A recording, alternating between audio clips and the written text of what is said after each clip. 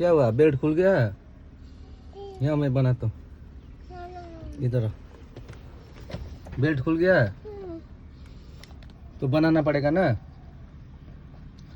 बनाउनु पर्छ हैन? जान्दैछ बनाउनु? ओके यहाँ ओके बु ग्लास अहिले पुछेको राम्रो फगी फगी भएको जस्तो भएछ।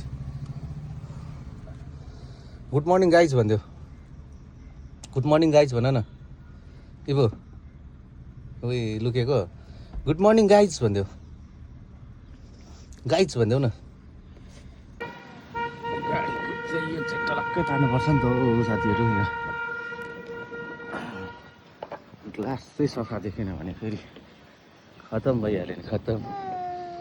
इबु स्कुल जाने? स्कुल जाने? यहाँ इबु इबु यस कहाँ जाने? बस न बस बस न, म आएँ भित्र आएँ त, म आएँ हौ भित्र आएको म। कहाँ जाने? स्कुल जाँदैन? स्कुल जाँदैन? किन जानु मन छैन?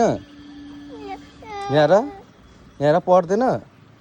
किन किन पढ्नु पर्छ त अन्त पो गुड पढ्यो भने गुड गर्ल भन्छ त अन्त। जाऊ म आएको, उता जाऊ न, उता म आएको चल।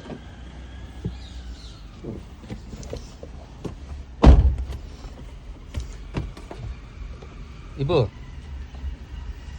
पर्दैन? आसे मस्त हावा आउँदैछ। यता टाउको यता हाल,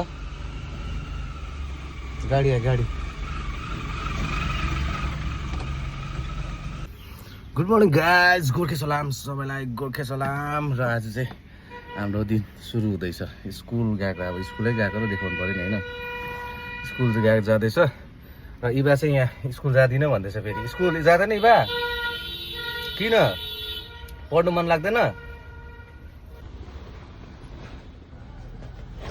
पपा चाहिँ उसको फेभरेट हो।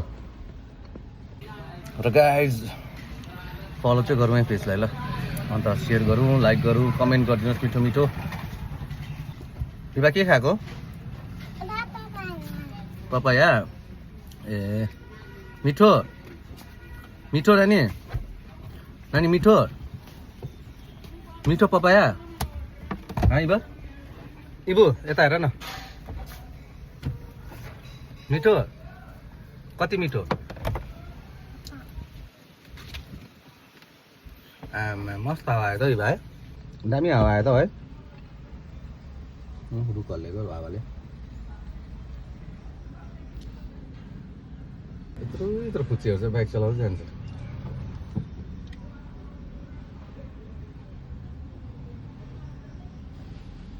भने चाहिँ पपाया किनेर आएको नानीको लागि।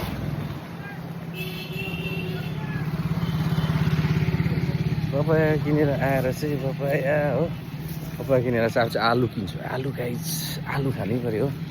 आलु भन्ने कुरा चाहिँ सबै जरुरी हुन्छ नि त। के छ कसरी?